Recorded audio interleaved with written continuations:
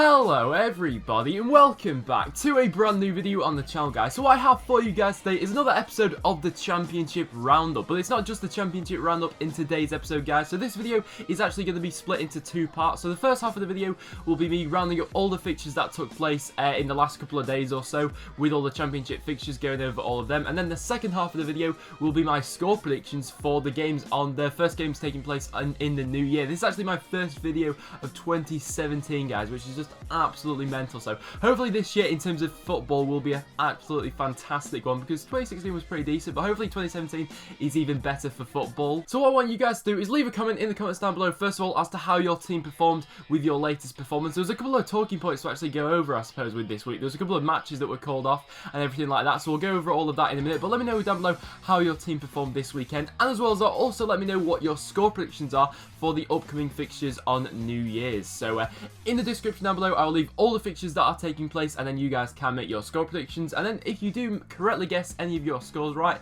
I will include your comment at the start of the next video, guys. So before we get into any of my analysis of this weekend's games, I will include your comments on screen now. So if any of you guys did successfully manage to guess any of the scorelines taking place, I will include your comment now. So fair play to everyone who did get a scoreline this week.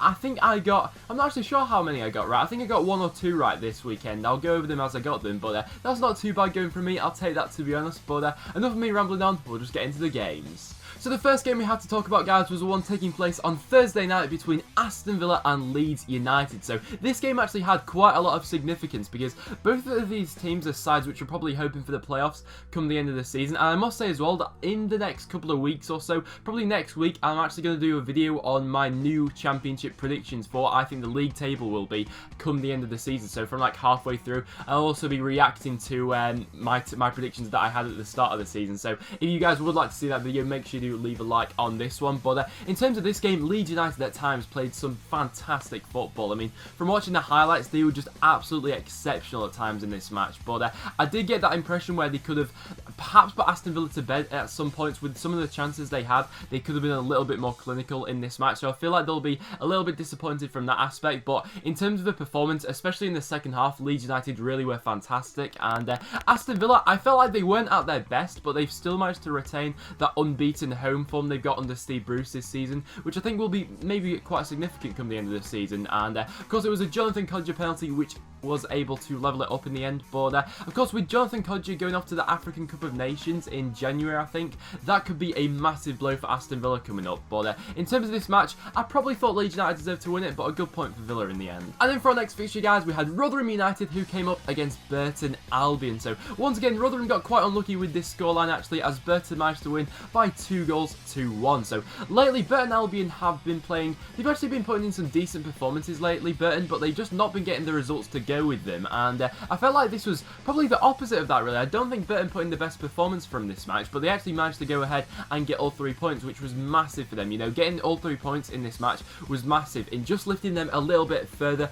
above that dotted line from relegation come the end of the season. These 3 points could be massive for them. But in terms of Rotherham's performance, once again, it was sort of like that spirited performance that we've come to expect from Rotherham lately, and they were quite unlucky not to snatch a point, maybe even get all 3 points in this one. But they had some of the chances that they missed in the end, and it just wasn't clicking for them in the end in the final third. And in the end, they've been made to cost for that with a 2-1 defeat. And then for our next fixture, guys, we had the game which was actually called off between Brighton and Cardiff. So I was actually really disappointed that this one was called off, because I was really looking forward to seeing what the outcome of this match would actually be. But it was called off due to the fog, and understandably so. And you know, when I was looking at the pictures, it was pretty bad to see. So this actually wasn't the only game which was called off, but this was called off before anything went on, so the game didn't even kick off for this one. So a bit disappointing. But Brighton, of course, will now have a game in hand on Newcastle, who have recently gone top, so that'll be an interesting one to see when this game is actually replayed. And then for our next fixture, guys, we had Ipswich Town, who came up against Bristol City, where Ipswich in the end managed to walk away with a 2-1 victory over Bristol City. So at this point in time, it just seems to be getting worse and worse for Bristol City, and this defeat actually left them 17th in the championship, which is just ridiculous, really, for probably what was expected from them at the start of the season. You know, only 7 points from relegation. It's just a mental one that they've actually been found there now. But this victory also lifted Ipswich to 14th in the Championship. So in terms of Ipswich, they went 2-0 up in this match and were looking pretty comfortable in the first half. It was a decent performance from Ipswich, but when that goal that Bristol City got back from Tammy Abraham, Ipswich just looked very shaky from then on, and it was looking like Bristol City were going to go ahead and pick up a leveller from this match, but they just couldn't find that second goal to get back into this game, which was a huge disappointment for them. For Bristol City, to be going to a side like Ipswich, who themselves haven't been in great form lately, and to be picking up another loss and this streak just continuing and continuing, it's a question now as to when is this actually going to end for Bristol City, because it's really not been encouraging lately. January could be massive for them come the end of the year, and of course Ipswich, I suppose this victory really is only papering over the cracks for this season. It has lifted them to the 14th in the Championship, but there's still some issues to be ironed out with Ipswich indeed. And then for the next fixture we had Newcastle United, who came up against Nottingham Forest. So if you do recall yourself back to the last time these two met, there was a lot of drama going on in that match where Newcastle ended the match with 9 men, and this match once again was one which was filled with quite a lot of drama. This time Forest was the player who got a red card. It was Matt Mills who got the red card for Nottingham Forest. So for this match, Newcastle weren't at their best for this one. From what we've seen from Newcastle, some of the sparkling football we've seen from them this season, they weren't at their very best in this game, and probably Nottingham Forest were actually in this game until Mills actually got that red card in the 60th minute. After that happened, there was no question Newcastle were going to go ahead and actually win that match. But before that, I feel like he's let his team down a little bit there, and Stojkovic in net for Nottingham Forest, I thought questions had to be asked from him. Some of the goals which Newcastle scored in this game, I think he was definitely a suspect for, so a disappointing one for Nottingham Forest there once again, where Montagnier, this is just landing more pressure on him. The tactics, I know I've seen a lot of Forest fans who weren't happy with this in the end, but I felt like in terms of Newcastle's perspective, the performance in this game wasn't really required for it. It was all about the result for Newcastle in this one, really. To get them back on top of the Championship while Brighton didn't play was just massive for Newcastle, I felt like. So they didn't really need to focus on really getting that, clicking football once again. I feel like that will come once again in time. They just needed to get back to winning ways, and in the end, they've done just that. And then for our next game, guys, we had Reading, who came up against Fulham, and once again, it was another match which was abandoned. This time, this one actually managed to get to half-time, kicked off for the second half. I think he got about 5 minutes in to the second half, and then the ref just called it off from there. And I don't know what I thought of this. I've seen a lot of unhappy Reading fans from this one, because obviously the game had got to half-time, and it actually appeared like the fog had actually got better for this match. The reason the game was called off was because of the foggy conditions, but the way they played the first half compared to the way they were going to play the second half, it looked like some of the fog had actually started to clear up by that point. So maybe a bit of a weird one that this was actually called off in the end, but I don't feel like it does any favours really for either of these sides. I think both of them will have liked to get this fixture done and out of the way with, because now that fixture is going to be piled up later in the season when they'll have more matches to play. So it's an interesting one from that aspect, but it was 0-0 when the game was called off, so not really too many talking points from that one. And then for our next match, guys, we have Blackburn Rovers, who came away to Huddersfield Town. So in the end, this one managed to finish as a 1-1 draw, and this was probably one of the results which actually surprised me at the weekend. If Huddersfield are going to be wanting to make the top 6 come the end of the season, no disrespect to Blackburn, of course, but this is the game where they should really be looking to win. But Blackburn stuck to their game plan for this one. They really did come here, for a point, I suppose. But when Danny Graham got that goal in the 81st minute, it looked like Blackburn were on course to go ahead and get all 3 points. But in the end, that wasn't the case. A last-minute equaliser from Nahki Wells in the 94th minute. Quite a good goal as well from Nahki Wells. But he managed to level it up for Huddersfield, who they had quite a lot of the ball in this game. Huddersfield, Blackburn were never really offering much going forward. But you sort of get that feeling about Huddersfield when they're going to need to get better at breaking teams down who are happy to sit back when they can't actually just hit teams with the pace they've got going forward, because I think that's one of their strengths they've got, but that's something they need to work on. So a 1-1 draw for this one. And then for our next fixture, guys, we had Barnsley, who came up against Birmingham City. So this was actually quite a topsy-turvy match, and honestly, in the end, this probably could have gone either way, to be fair. I think Birmingham had the better of the possession in this match, but in terms of the chances and how they went, Barnsley probably had the better chances in this game. So it was a really topsy-turvy one, and of course,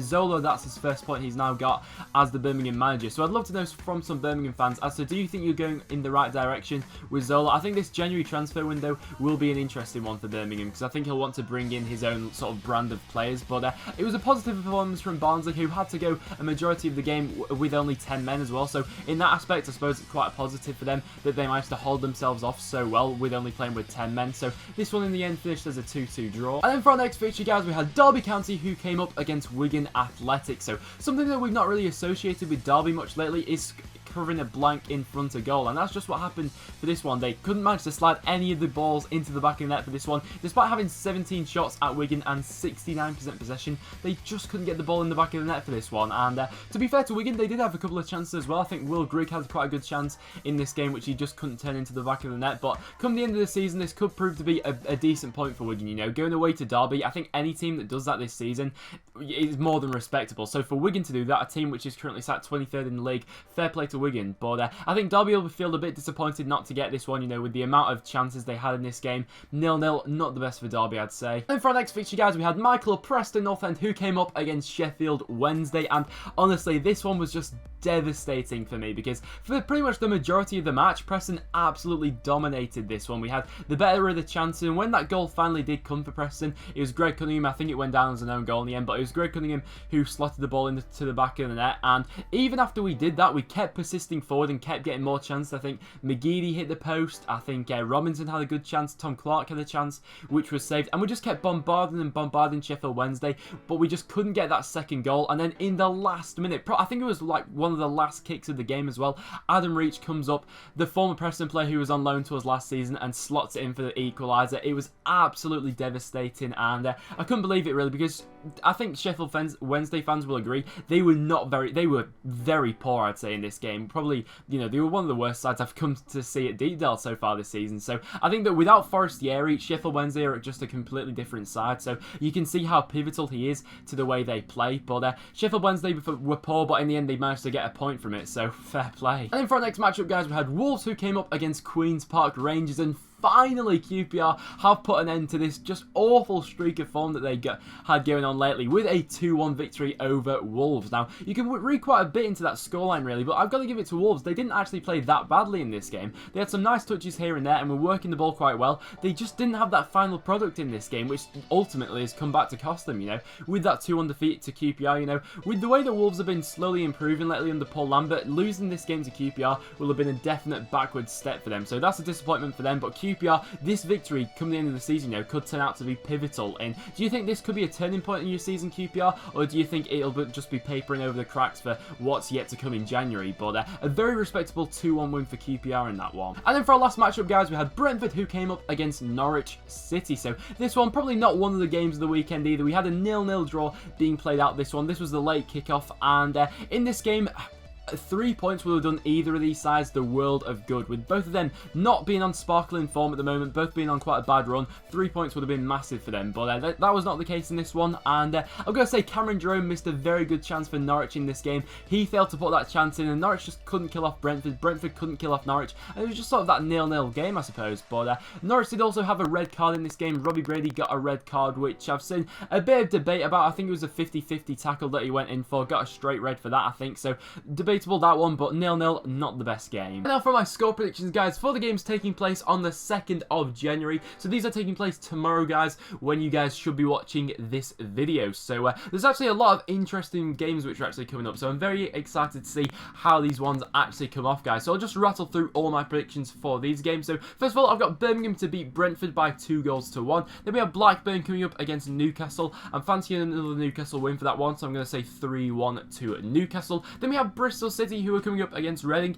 I'm going to back a Reading win, obviously, with the form Bristol City have been under lately, but I feel like this could be one of those games for Reading where, I don't know, it's a bit of an odd one really, but I'm just going to back them for a 1-0 victory. I think this could be a bit tighter than a lot of people may be expecting. Then for Burton Albion against Michael Preston North End, I'm going to back a 1-1 draw for that match. Burton have been very decent at home this season. Then for Cardiff against Aston Villa, I'm going to go with a 2-0 win to Aston Villa. Then for Fulham against Brighton, I'm actually going to back a 2-2 draw for that one. I think that obviously with it's a difficult one to call, that one, because both of these sides obviously had a game postponed last time out, but I just feel like if anyone can stop Brighton at this point in time, with how good Fulham have been going forward lately, it might be them. So I'll say 2-2 draw for that one. Then for Leeds against Rotherham, I'm going to back a Leeds win. They've just been looking exceptional lately. So I'm going to say 3-1 to Leeds United for that one. Then we have Norwich against Derby. I'm going to say 2-0 Derby. Nottingham Forest coming up against Barnsley. I'm going to say 2-1 to Barnsley for that one. I'm not fancying Forest for much at the moment. Then for QPR against Ipswich, I'm actually going to back a 0-0 draw for that one. I think Ipswich have been very inconsistent recently,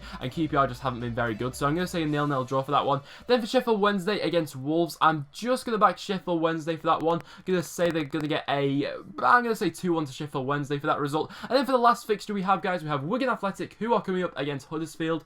And I'm going to say that Huddersfield are just going to come out with a 1-0 victory from that match. So there are my score predictions, guys, and there is all my analysis from the games which took place at the weekend, guys. So like I said at the start of the video, I'd love to get some of your guys' opinions on what you thought of the games that took place at the weekend, and as well as that, what are your score predictions for these upcoming fixtures, guys. So I hope you have enjoyed this video. This will be my first video of 2017, guys, but apart from that, that will now wrap it up for the video. So thank you so much for watching. So if you have enjoyed, make sure you do leave a like. It is always massively appreciated. As well as that, make sure you check out all the other links in the description down below. Make sure you follow me on Twitter as well, as I always tweet before I upload a video. Therefore, you'll never miss a video ever again, guys. But apart from that, thank you so much for watching, and I'll see you all in the next one.